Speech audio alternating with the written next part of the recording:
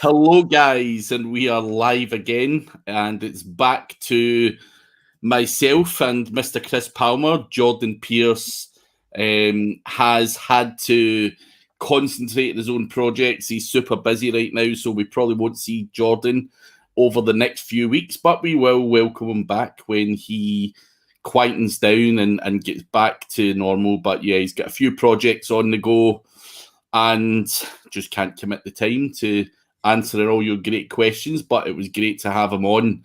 But in the meantime, you are left suffering with us two guys here, which hopefully is not a bad thing. No. I hope not. No, definitely not. So there's Mersudin Forbes. He's the first one in tonight. Mersudin, what happened to our fucking call, man? I'll message you later about that though. But we had a call booked, and I'm not sure what went on. I had to cancel it once, and fuck knows what happened there. But it is a Q&A today. So ask any questions you want, guys. Just the usual formats. Can be anything about anything, whether it's Chrissy's CTR craziness, or whatever else you want to ask. Let us know where in the world you're from as well.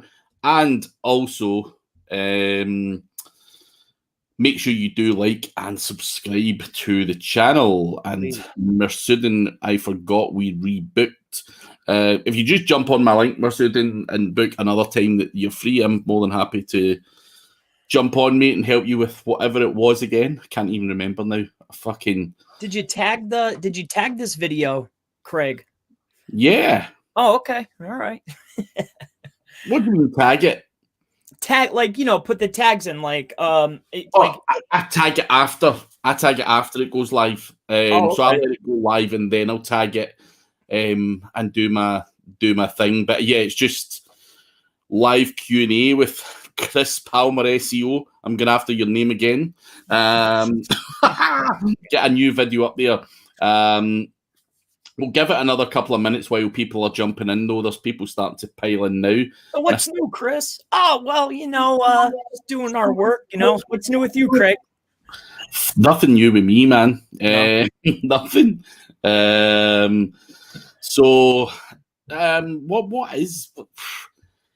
What is new? Has there been anything good that's happened in the last few days or week since we've been last on? Nothing exciting, to be honest. I'm just catching up with shit, really, and sorting things out, and just doing general work. I've got a couple of talks coming up soon as well, so I've got the dreaded fucking slides to make, which I fucking hate. Oh, SEM Rush you have coming up, right? That was yesterday, that one, actually. SEMrush was yesterday. No, it's an event in Poland, and a physical, proper event over in Poland. So it has to be top draw, because them Polish guys are insane when it comes to level of SEO. So the title of my talk is just an hour worth of every knowledge bomb that I've learned over the last year since I last spoke there. So yeah, I'm putting that together. Do you front load the knowledge bombs, or do you save the best for last?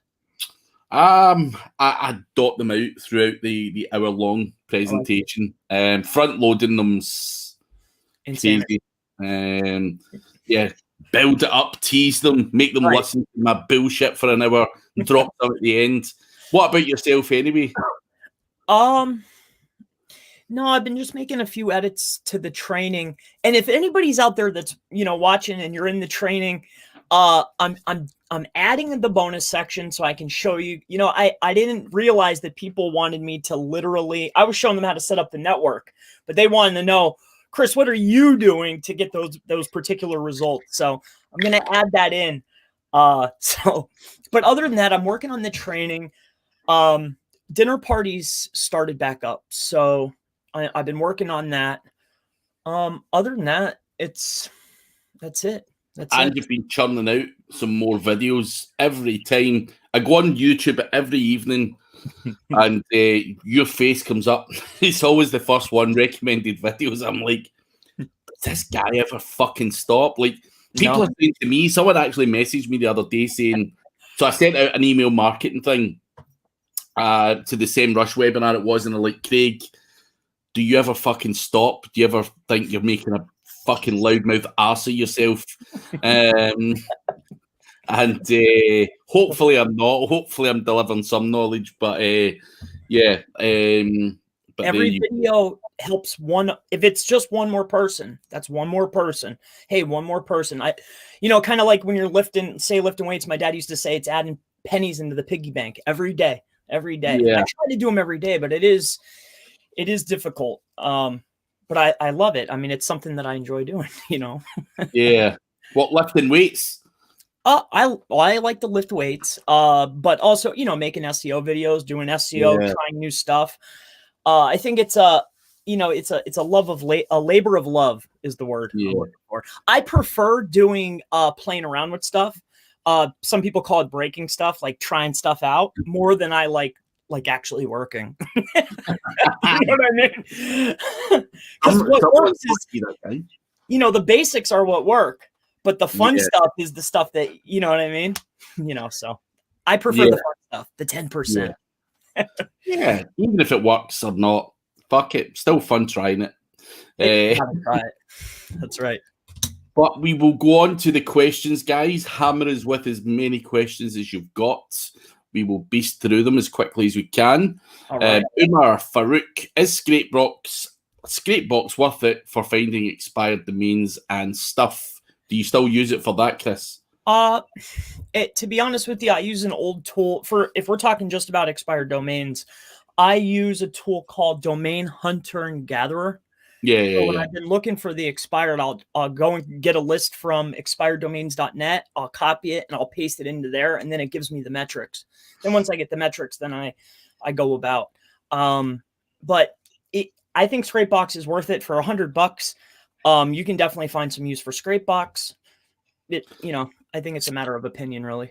Yeah, Scrapebox is a great tool. Still one I use today. I don't use it for finding expired domains, though. I use Spamzilla, which it gives you all the metrics anyway in one clean dashboard. I just find that it helps me find domains a little bit easier than the general fucking around stuff and going between.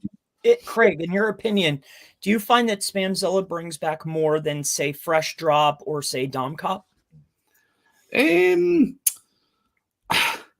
you know what? I've not actually looked at Fresh Drop or DomCop for a number of years, so I'm probably not in the good position to answer that. But when I was using these tools, Spamzilla was pulling through as much at the point, and that's what sold it on me, because they're using APIs to pull shit from everywhere, GoDaddy auctions, and it's plugged into a number of other tools. So Spamzilla for me, or going just straight to the auctions, is the place to go. Or I'll talk to a mate who's a drop catcher and tell him, dude, this is the shit that I'm looking for. I'm working, on a project here where I need some sports domains. Find me some and do it that way. But I think Scrapebox is not what I would use for expired domains. That's for sure.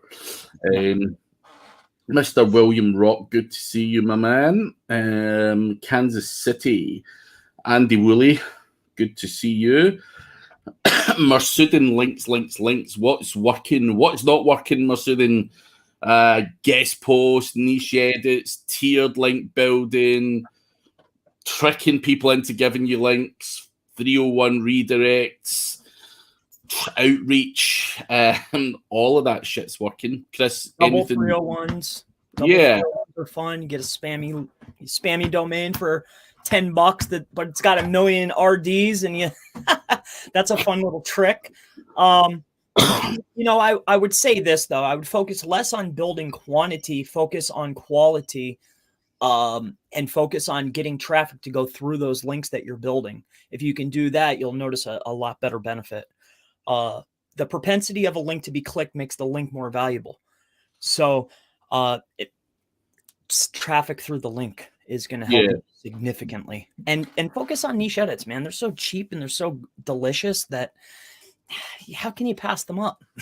Yeah. I think for anyone, a lot of people get scared to try that shit, but Listen, guys, don't be scared to try links. You know, links are what everyone's getting, regardless of what guys they put on it. Whether you're going to a PR guy, he's getting you links, it doesn't matter. So relax a little. Try and mix it up. Post is buying links. That you can mask it with any name you want. If you give somebody a money for an opportunity, that you're buying a link. You know, so if you do an outreach campaign, how many people actually will give you one for free? And it's still not free. You still got to pay for the content unless you write it yourself. But if any, you know, in any case, that's an argument that could go on forever. Just get what's working. Just get links, man. Hello to Gary Patterson. Hello to Ryan Houghton. We just moved your colleague in here. Mr. Tommy Finnan. Not seen him yet, but I'm sure we'll see. Andy Woolley, is there any benefit to creating a blog subdomain to my lead gen site in regards to link buffering? Cheers. I personally wouldn't. I think, you know, that's a step that you don't need to take as such. That's a personal opinion. Chris, what about yourself? You know, if we're talking strictly about a lead generation site, I think that you're hit the nail on the head. I don't think it's a necessary step. You know, as far as something that's more competitive, other niches, then it could be something you look into. But generally, it's, you know, it's more along those outlier tactics. You know, I made a video on this very recently. So if that's what you're talking about, it's not part of every single process. It works and it's fun, but I think what you've got here with a lot of lead gen stuff is lead gen, you know, is typically going to be local, crappy, you know, plumbers, builders, roofers, dentists, whatever niche you get into. And long tail works really well. Duplicate content works really well. You know, if you just basically saturate the area with zip codes and pages, 99.9% of that shit can be duplicate content because there's not a huge amount of competition. And for me, you know, using a blog subdomain to a lead gen website is like asking, do you need to use SAPE and, you know, the full-on aggressive link building strategy that you would use in the gambling niche on such a local website? Absolutely not, you know. So I think you've got to throw, what I would tend to do with lead gen is probably just drop, you know, not even you know, thousands of pages. I'm talking about a couple of hundred pages in any given area, tops. You know, just do some basic stuff, send some traffic, and you're normally golden without going to any other kind of crazy in-depth, you know, mad tactic that you have to use, unless the lead gen, you know, there might be one or two there in London where you do have to pull a few extra tricks out the bag. But no, I think in most cases lead gen is a piece of piss. So hopefully that helps. Javid Hakimi is here. Good to see you. Good regular. Just Free Hub comments, forum and profile and forum backlinks still work. If not, why do mentors always mention to start with these three, Chris? Well, a lot of programs, a lot of information, maybe they'll call this as a pillow link, or maybe to, you know, just diversify your anchor text coming in, diversify the amount of backlinks and the types of backlinks. However, if I were to start and or have a money site where it's, you know, I'm not messing around on, those types of links just aren't a valuable asset to have pointing at your site. Do they work? I'd say no, but if you want to, maybe you just bought a website and you want to diversify anchor text or diversify the links, then they might have benefit. Other than that, there's not really any need for them. Yeah, I would say, you know, those things are typically old school. They can still drive a little bit of traffic and stuff like that. I would be focusing my efforts on other things that do work, like more content, better quality links, guest posts, niche edits, that type of thing. If mentors are always mentioned to start work with these, what you need to do if you're looking for a good mentor, be mentored by someone who's current, that's actually doing the job. You know, one thing I hate about education is you've got universities and whatnot that teach guys digital marketing, and they're teaching tactics that, you know, everyone was using 7 years ago. And these teachers or sometimes mentors are not sitting in the trenches actually blowing shit up, as Chris likes to put it. You know, That's right. and that's not a good person to learn from, in my opinion. I would rather learn from someone like Chris, who, you know, rightly or wrongly, is trying all sorts of weird stuff. And he will be able to say, hey, that doesn't work. And he's not just saying it doesn't work for the sheer hell of it. He's tried his best to get that to work. And if he didn't, he twisted it and tried to get it to work, and it didn't. So I'd rather listen to someone like that, who I firmly believe is actually trying stuff out than you know, whatever. So be careful of who you get mentored off of, because there's a lot of charlatans out there. Not saying everyone is, but... And a quick caveat, I have a longer list of stuff that doesn't work than I do of stuff that's actually working. You know, so, you know, trying stuff out, man, it's fun. Also test your own shit as well. Don't just listen to what people say. That's also another important thing. But Harish is asking, is there any solution to edit the robot's text file of a Shopify site if the pages are blocked? I'm not a big Shopify user. I don't believe you've got access to that. No. Or you didn't the last time I looked. Chris, do you know anything about Shopify? I don't, but you have available to you one of the biggest resources. I would personally, if I was in that situation, I would just Google it. I'm sure you're not the only person that has asked that question. Google it, see what you can find. That should help you out. One flaw with Shopify is you don't have access to the server or a lot of these files, which is why I steer clear of Shopify. I like being able to be in full control and use something like Magento, or, you know, even WooCommerce for a small e-commerce website on WordPress, where you do have a full flexibility to do whatever the hell you like. So that's one of the reasons I don't use Shopify. Stephen Buchanan, please don't stop, guys. We have no intention of stopping, man. Haters are not stopping us. We're enjoying it, and yeah. So, and you keep coming along as well, and yeah, we'll always be happy to do it as long as there's people asking questions. That's right. Keep up the consistency, guys. On Top Marketing, thank you. Speaking of lifting weights, Brad is looking buff. I'll be sure to tell Brad that. Yeah, he's a beast of a boy. I certainly need to get lifting more weights as well. That's going to be my thing. I'm actually really jealous you've said Brad is looking buff. I need to fucking get myself looking buff. But there you go. Ashton Lobo, it's helping me, mate. I seem to be coming every day to watch them. Some good value in it. That's what we want, Ashton. And make sure you do ask questions as well to get full value. Let us help you. Please. Ryan Houghton, I've got a question. What's each of your main SEO skill like? Link building, on page, etc. What would you consider your best skill, Chris? I think I'm more of I know a little about a lot. You know, my best, it would be hard to pinpoint.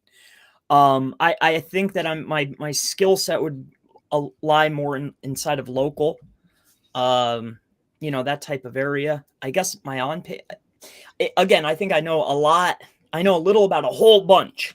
So I couldn't pinpoint it, but definitely not e-commerce. You know, when it comes to that, I'm probably not too skilled, but I know a lot. I don't know what the best would be. I would say, you know, because I've been in the game for 18 years, I do know a lot, and I've become more of a general SEO guy or a general marketing guy. But I've always enjoyed the link building side of things. I don't know why. You get bits that you enjoy, you know. And listen, it's not that I don't enjoy doing on page or anything like that. It's just a little bit more tedious. Whereas link building's just, I don't know. There's a bit more deviousness in the link building thing, if you like, or a bit more fun to be had, if you can take it in that manner, and that's the way I take it. I try and make fun. if it's not fun. And so link building is probably, PBNs and all of that shit is all the stuff that I enjoy thoroughly. So link building would be mine, but trying to become more of a marketer, play around with a lot of stuff and research a lot of stuff and get involved and try a lot of stuff as well. But yeah, if you've been in it for a while, you end up, because of when we had to do it back then, you had to be a general overall SEO guy. And I think people now coming into it are saying, I'm the on-page guy or I'm the technical guy. I had to do all of that shit, for many years. And so that's where I don't really categorize myself as a particular thing. But yeah, link building, I was going to say sucks. It doesn't. Link building's the best. Technical fucking sucks ass. There's always some fucking stupid thing breaking there. So yeah. That's true. Javid Hakimi, have you heard of Mentorprise? You heard of that, Chris? I mean, I've heard that name come up, but I can't say for, I'm not sure what it is. It looks like it's a tool of some kind, and he's asking how it's different to any of the other tools. I've never even heard of it. I will have a look at it after this show and maybe answer that next week, because I like to just see these things anyway. So we will come back to that next week, Javid, but sadly I'm not going to sit here and say it's good or bad. Yeah, not even a look at it. So don't want to be giving out that info. Demetrius, what tasks would you do to rank a GMB on maps if you did not have access to the GMB, besides the click-through rate boost? I mean, besides CTR and the traffic, I'd be making sure that the digital references in niches and whatever the locality was, I would make sure that that's in place. But I mean, when we're talking about ranking, that comes from user signals. If all those other elements are in place, the actual description and the optimizations within the GMB is a very tiny little piece. What drives you up is the engagement from actual people within that vicinity. So the most important action would be citations, and you're skipping over it. You don't want me to say, but the click-through and the traffic is the deciding factor. Yeah, that's pretty much all you can do. There's nothing more to it other than what Chris has said. So yeah, you don't need access to the actual GMB to force that to happen. So just make sure that someone who does have access to that GMB doesn't pull it down. You don't want to be putting a whole lot of time and effort into that and someone whips it down because they don't like you anymore or whatever. Jeannie Hill, good to see you, Jeannie. Long time no see. Umar Farouk, how much time does it take for a 301 redirect to show results? Have you done any single variable tests on something like that, Chris? A lot of the testing I'll do is I consider it in the wild test. I haven't done it single variably. But I mean, the last one that I did was a conyers.blog.us. I 301'd it into my domain because it had a ton of super sweet links. And I think within 30 days, I started noticing increases in my main keywords. And still, I didn't pay for the domain, and I'm still showing in, what do they call it? A ghost link. I'm still seeing benefit from all those links. So 30 days I started noticing, but I think it takes a little bit longer to get the full effect, but it still lasts after it. I mean, it's been months since I paid for that, and I'm still receiving benefit. So yeah, I can't put a specific time on it. I would normally say it takes a couple of months for that to happen, just by the way things go. By the time Google crawls and indexes and figures things out, that can take a few weeks at best anyway. And I think even when that happens, does the links pass value straight away? Probably not. So I would always say a couple of months. It's not something that's instant where I've seen a fucking big increase overnight or anything like that. That's for sure. But yeah, what Chris is saying could be a month, could be too. It's not something I'm too worried about because I'm doing that stuff at scale. So I'll do a bit of this, a bit of that, do a bit of that, throw enough mud at the wall and hope some of it sticks. Which is why I don't have a definitive answer on that. And I want to add too, because I've seen him ask questions. If you're just starting out too, when you're buying a domain, do not just take it right from the hosting and 301 it. What I would probably do is maybe even launch a page. I would make sure not every single, even if the metrics are good, the spam score on Moz or whatever you're looking at looks good, be very, very careful, because not all sites are worth it, even if it looks perfect. So just be careful. Maybe launch a page from a past title and see if it ranks immediately. See if it shows up in SERPs before you do anything. I would just be careful. Put Search Console on. Just be careful. So that's all I want. Be careful. That kind of goes on to Gary Patterson's question. Can you go through an explanation on using them? So again, what Chris has just basically said, what I do is grab the domain, try and repurpose the website. You know, the template doesn't have to be the same, but the URLs and the content, if Google starts to like that again, what I tend to do is give it some more juice, and that just to power it up a little bit more.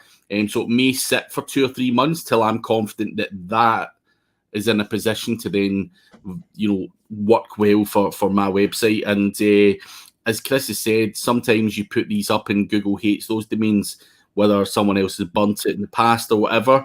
And I don't want something that Google sees as toxic 301 and into my website, which is why I've got that delay, which is why I've got that process where I'll put it up and see if it can rank again. And if Google start to like it, then I'm going to like it and feel that it warrants being 301 redirected. So that's kind of my process for it.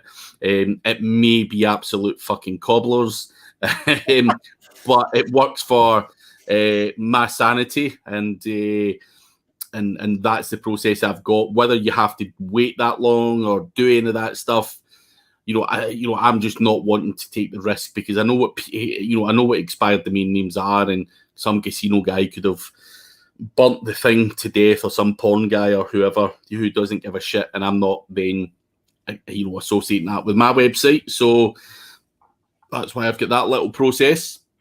Yep. Ashton Lobo, anything to keep in mind while setting up PBNs? Now, I'll give you a tip, Ashton. Tomorrow I'm going to have a video coming out with a guy who can build 1,000 PBNs in an hour. So there's going to be a PBN video coming out tomorrow where I'm interviewing this guy. He's doing it at scale, and he will have things to consider. Now, whether you can build 1,000 PBNs in an hour and do it well, I'm not sure. It's something I want to see, which is why I've got this guy coming on a video podcast tomorrow. But things to bear in mind when setting up a PBN is avoiding footprints. Don't have them on the same server. Don't use the same plugins. Don't use the same username. Mix all of that stuff up. Your who is details, everything. What I would say is don't go for volume. Go for quantity, and make sure that your PBN pays for itself. Make it a money website of some description, whether it's AdSense, whether it's Amazon affiliate, whatever. Make sure that your PBN gets real traffic and real rankings. Otherwise, it's not going to pass the value that it should. And focus on quality over quantity. 10 PBNs can beat 100 PBNs all day long if they're getting traffic, rankings, and all of that kind of stuff. And do not try and rush it. Avoid those footprints. Put time and effort into it. And if a PBN cannot pay for itself, including the hosting fee, the domain renewal fees, and all of the other shit, and all the kind of additional content that goes on there, then you're not doing it properly. Chris, anything to add to that? No, but I think you hit the nail on the head with the traffic part.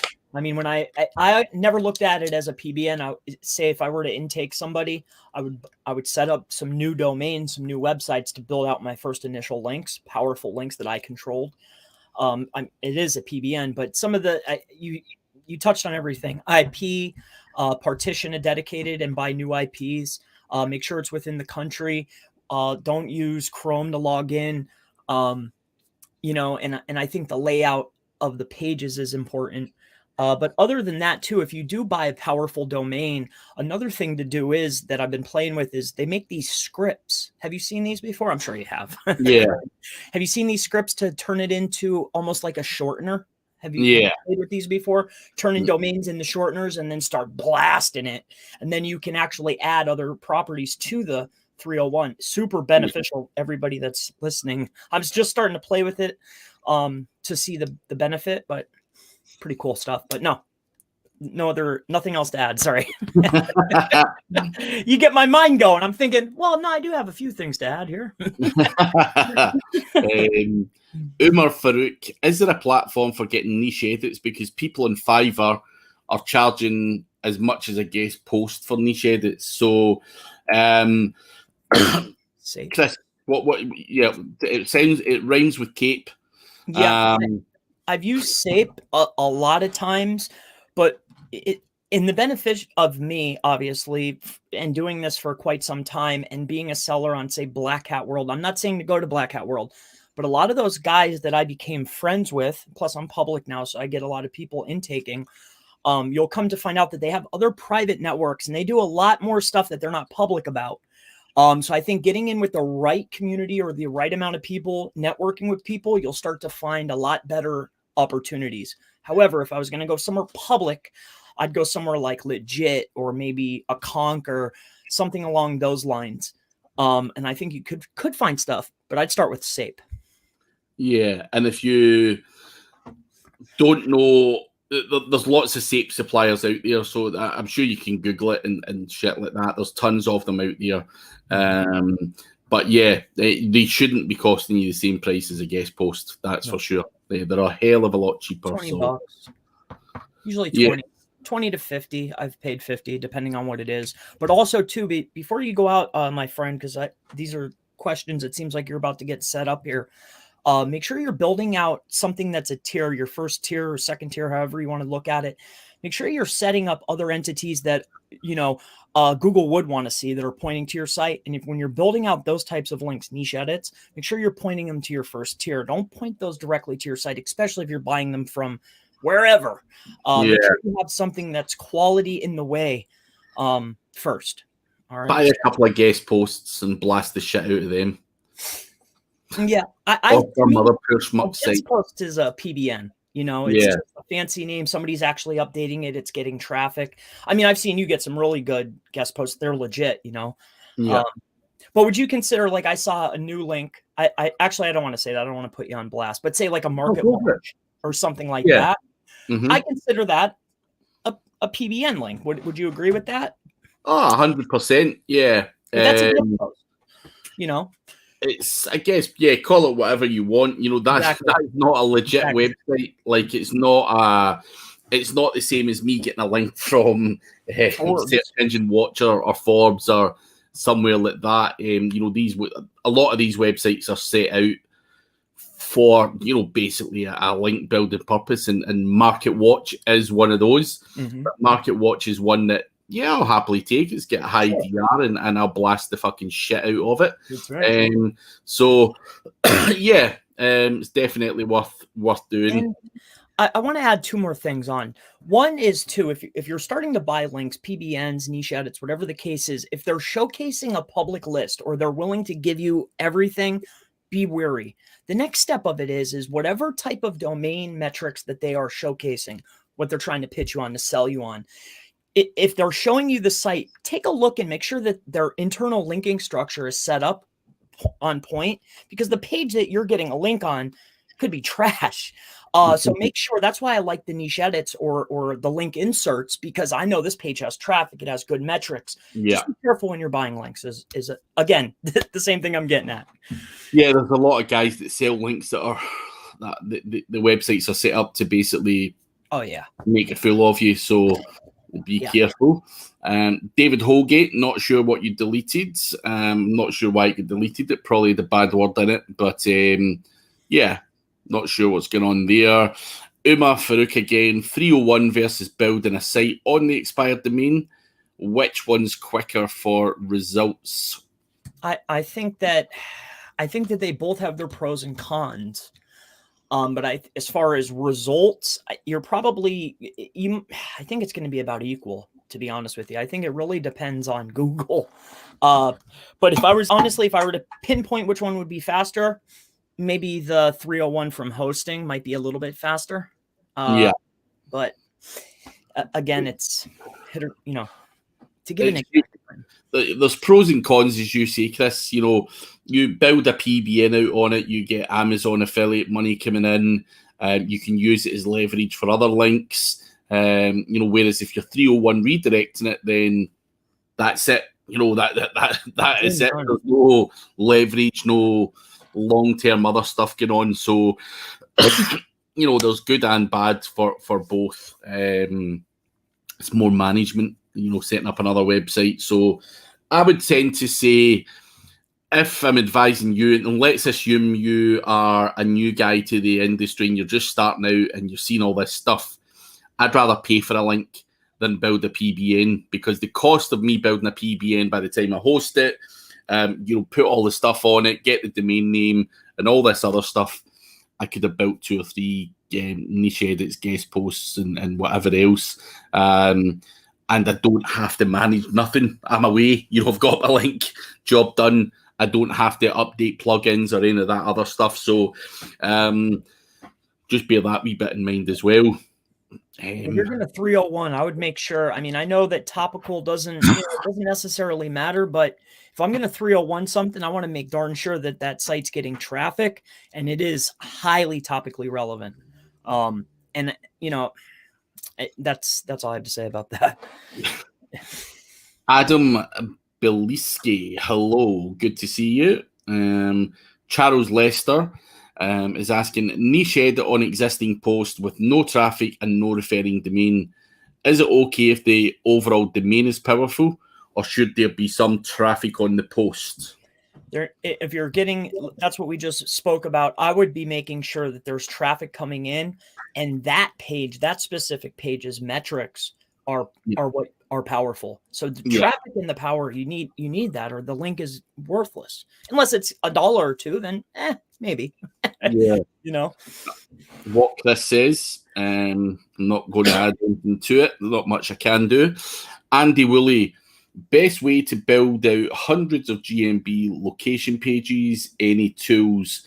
So when you say location pages, Andy, do you mean GMB listings, or are you talking about generic location pages on a website? Let us know. If it is generic location pages on a website, Serp Shaker can do that in minutes for you. You just do not upload 20,000 of them. Keep it to a couple of hundred, and try and keep it, very compact.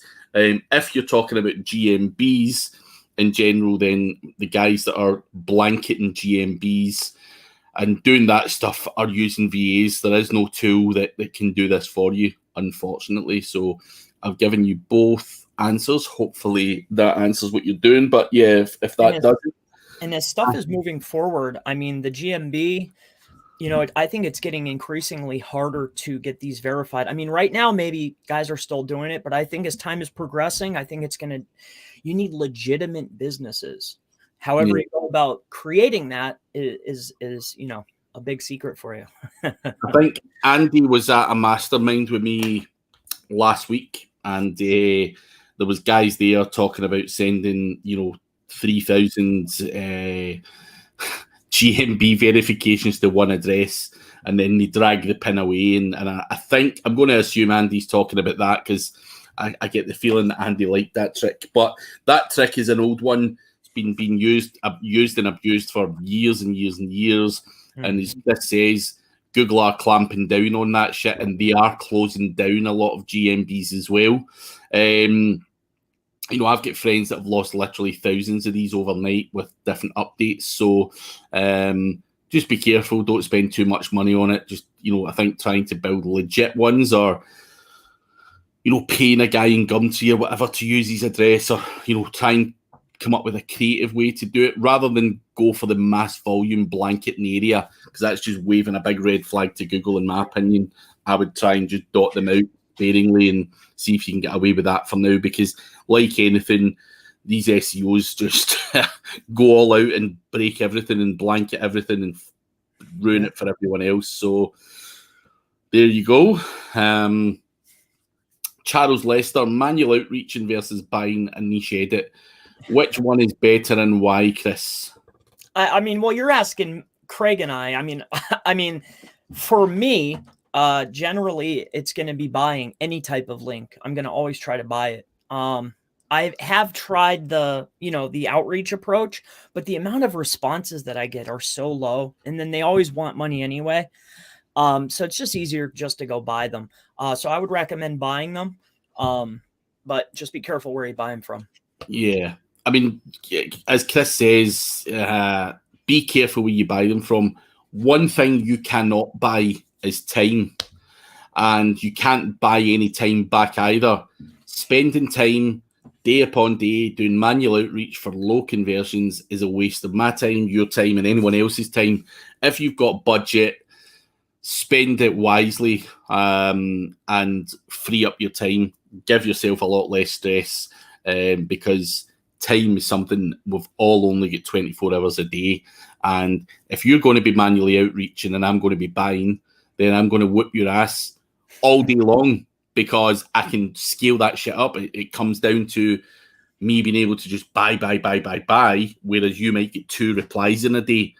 And, I've went and bought 222 links, and you are going to take a good ass whooping because your method is a lot slower than the buying method. It's the best way for me to describe that.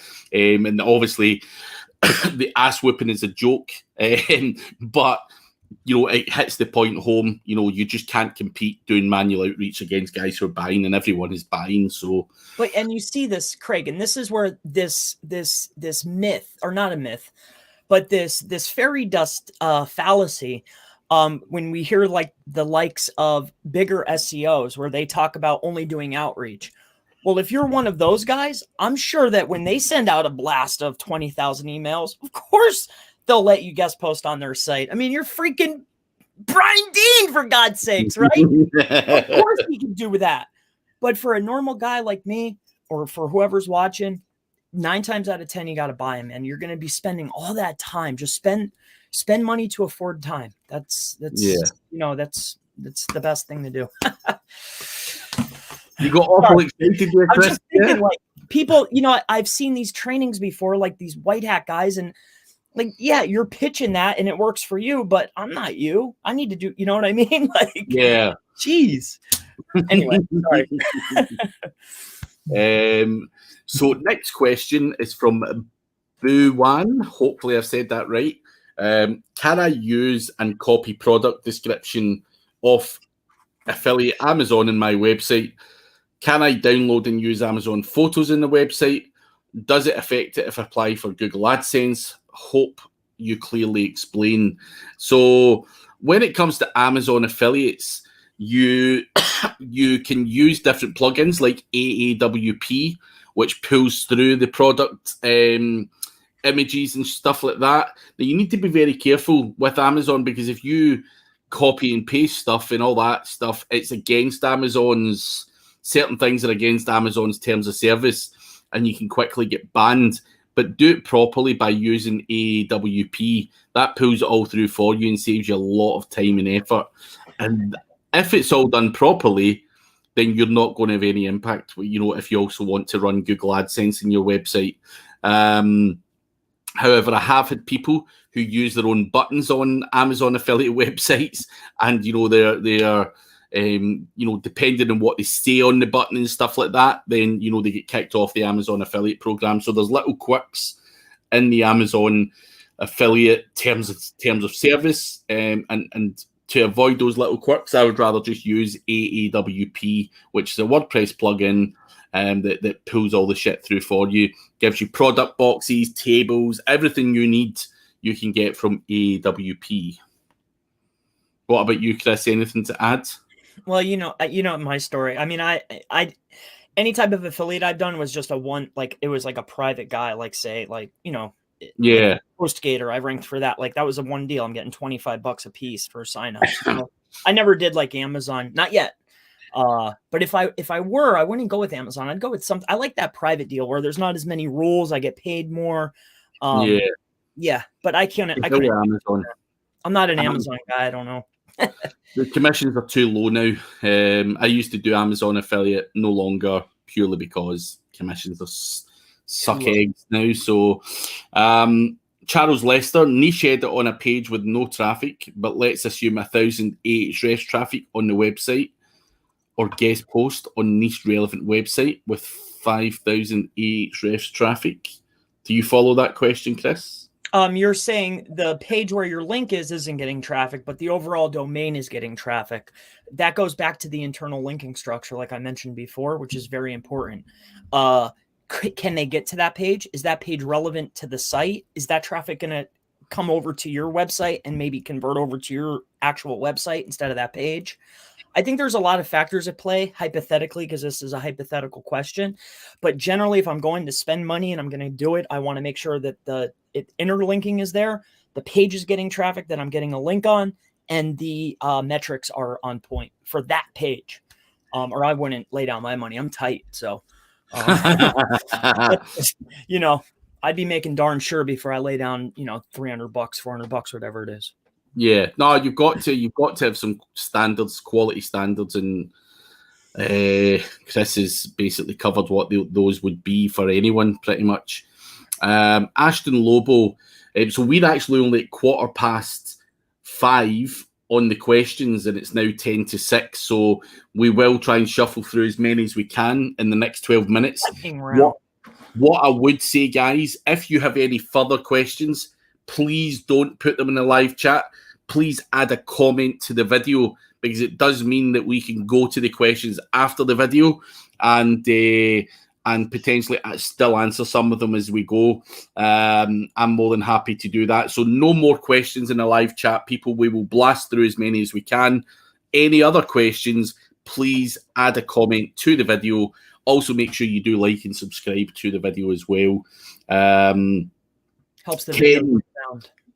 Ken City, good to see you, brother. Hey, Ken. Stefan Wildeboer, that's quite a cool name. How to get Google property redirect links indexed in Moz to increase DA? Yeah, with that stuff. I mean, I've been playing around with it, but I think just because you're noticing an increase in a third-party metric, I don't feel that it's actually applying a benefit to the website.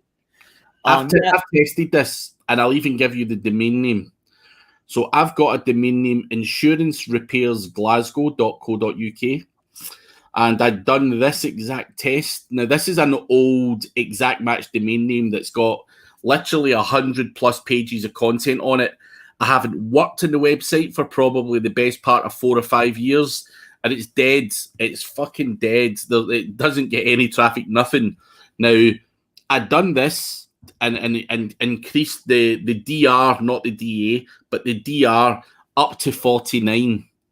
It didn't make one iota of a difference. No more traffic, no more rankings. So obviously these things are there to trick customers or trick other people and say, hey man, I'm the cool guy, I've got you to a DR60. That's right. That's all good and well. You can have a DR60 that gets no traffic and no stuff. Very easy to manipulate that stuff. Yeah. And it does not give you one single bit of additional juice. So there you go. There you have it. You can check that out. That was Insurance Repairs, Glasgow.co.uk. You see the website is horrible, doesn't rank even with a DR49. So there you go. Itamar, good to see you, my man. Buwan, right, so we've answered that one. Ryan Houghton, what's going on with Google indexing at the moment? For some reason, posts and pages are indexing, but not ranking. Generally, when you see a problem with indexation, that means there's about to be, or there was just an update. Whether that's algorithmic, whether that's a main, but generally when I'm seeing indexing issue, well, I'd first check my site, but generally that means there's about to be an update. Draw with me. Hey, how can I get monetized? How to sign up with AdSense? we don't answer those questions here, Draw, for me. We basically will answer very specific questions. These are things that you can Google, but you're probably better doing a course or getting a better understanding than asking questions.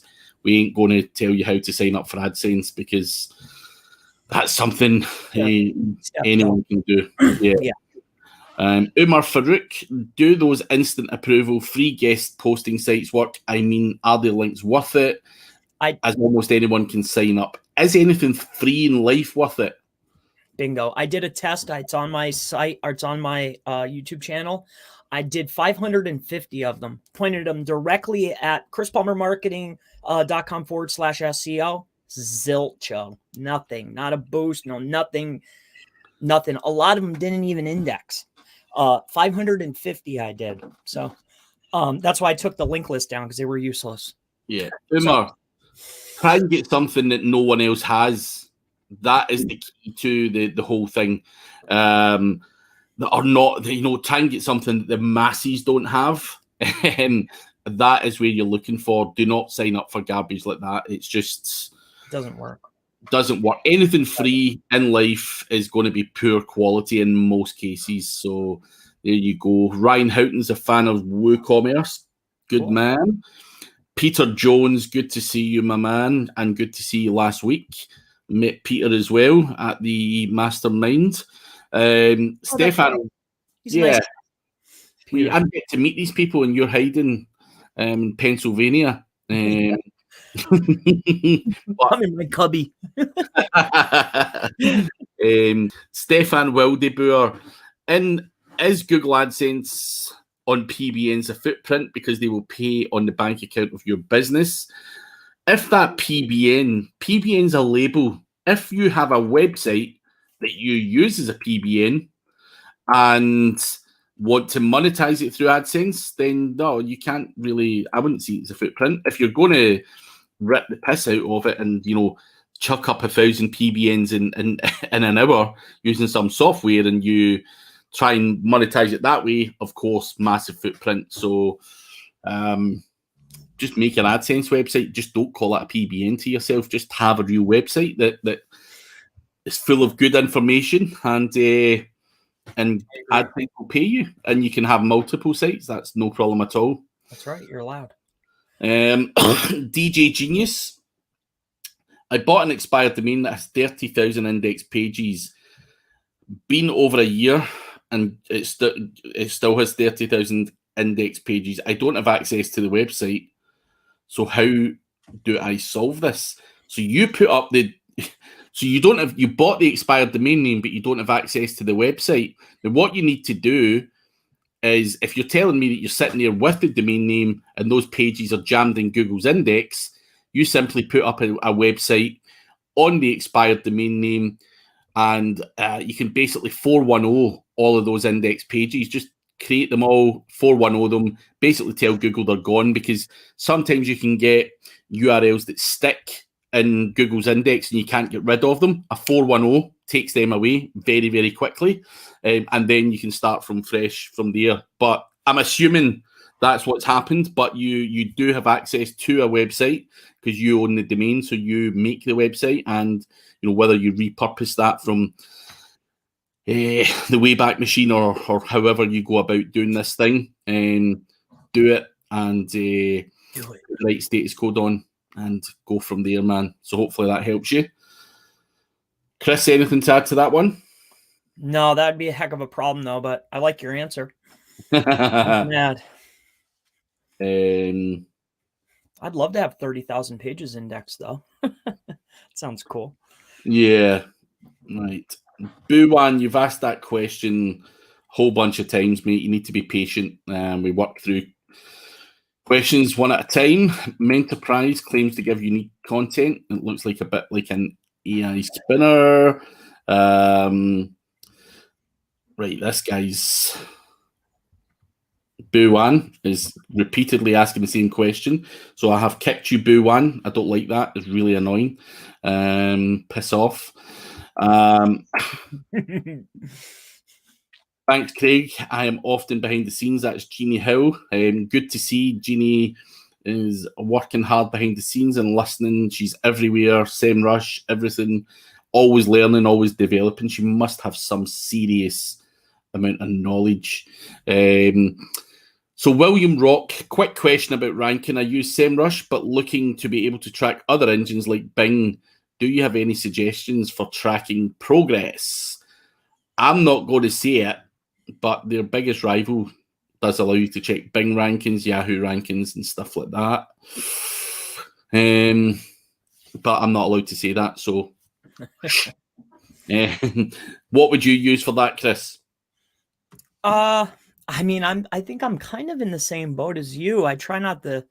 I mean, I don't ever recommend. Yeah, I would just look around at the tools, and I think it's very valuable to any SEO to utilize, if you have your budget, to utilize more than one tool. I do. So I would just take a look at the tools, and I think you'll find what you're looking for. Yeah. On top marketing, Craig, you mentioned using duplicate content for hundreds of location pages earlier. Do you use a tool to generate those location pages in WordPress? Yes, serpshaker.com. And that will create those on a massive scale very, very quickly for you. So give it a try, man. It works a treat, especially in those shittier areas.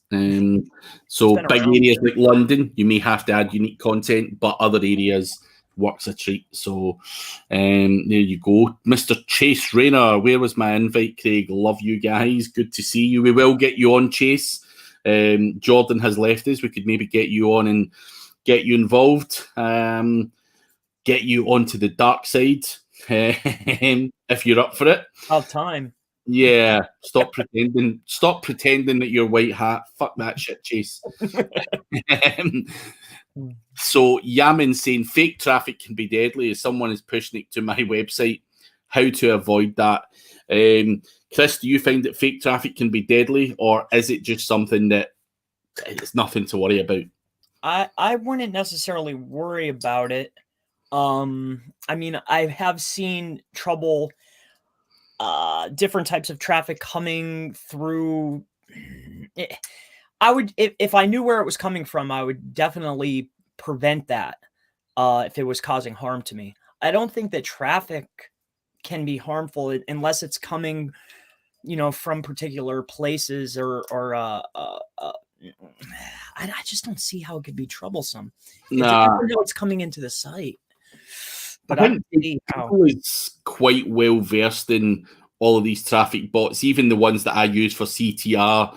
You've got to use proxies and a lot of other stuff behind them to make them work. I think Google would very quickly be able to say, any of these crappy free traffic sources. So, listen, it might even give you a little boost. You never know. But I certainly wouldn't be worried about someone sending free traffic to your website. It's going to, mess up your analytics and stuff. But, yeah, I wouldn't worry too much about it. Just someone jealous. I'd be, yeah. And too, like, say they're hot linking images and running traffic that way. That could be harmful, but I wouldn't worry about it. Javed Hakimi, is it true that one Gmail can only manage 100 GMBs? Listen, I would only be using one Gmail for 1 GMB, not to manage 100 of them. Because if you take a hit, you're wiping out your stuff very quick. You can buy Gmails very, very quickly. You can buy thousands of them. So the guys that I know will use one Gmail per GMB. They would not take the risk, for the peanuts that it costs for a Google Mail. I wouldn't be putting 100 GMBs in there. Plus, how would you manage it? It would be fucking insane. What's in, Javed Hakimi at gmail.com, which websites are in there. In terms of that, it would just be an absolute nightmare in management or admin. Chris, what would you do in this situation? I certainly would suggest doing a one-in-one. However, I mean, if you're in a position to get something set up to where you have multi-locations for one business, then I've seen that work. But again, like you said, if there's an issue, you're wiped out.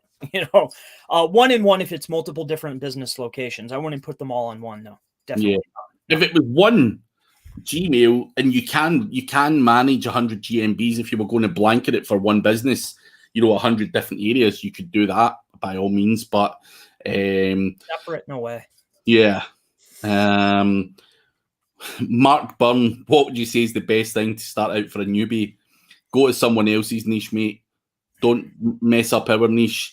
I'm only kidding. I know that guy. So read the training course that Gary Wilson gave you, mate, and then do something probably affiliate related. Mate, you could sell fitness equipment all over Amazon and everything else. This guy's an ex-personal trainer, and the personal training and gym industry is basically smashed because of the COVID situation. So he's trying to get back into SEO. So yeah, do that, mate. We'll do a couple of quick fire, go through a couple in the next minute or so, and then we are finished for the day, guys. Sure. David says, can a GMB owner pre-populate their own Q&A feature? Absolutely. Can we do that, Chris? Yeah, you can. Common questions, yes, absolutely. I actually advise it. Don't answer them, but, set up your own questions. And then, maybe if you have another account or if you want to answer your own questions, I've done it. I think you can, but I wouldn't get out of hand with it. You can only, Jeannie's basically saying at this time they can. However, notably yesterday, we could only do one Q&A per entity, which sucks. That is not good. But we are pretty much out of time. We've got most of the questions answered. Like some of the dark side being normalized or not being politically correct or white hat. So one last one from Charles Lester. Is it worth buying a Rail sponsored link? I mean, will it pass any link juice? I would not. Anyone who adds that Rail sponsored tag to a link I purchased would get a beating, because that is just insane. Showing Google that it's just madness, and I certainly would not be using it. And I think basically Google introducing that, they're wanting you to clean up their own search engine, and yeah, I would say you're going to get less, if any, just past. It would be less for sure because you're flagging it up. So that's my opinion on that. Chris, what do you think of that? I agree. I'd sooner get a no follow than that. Yes, yeah, absolutely. I'd rather actually have no link than take that, to be honest. I'm stubborn git. But guys, it has been a pleasure. We are sadly out of time, and we will be back again next week. We may even try and grab Chase Rayner and get him over to the dark side and corrupt him. But thanks again. Thanks for all the questions. Hopefully we gave a lot of value to you guys, and we will see you on the next show. Cheers, guys. See you.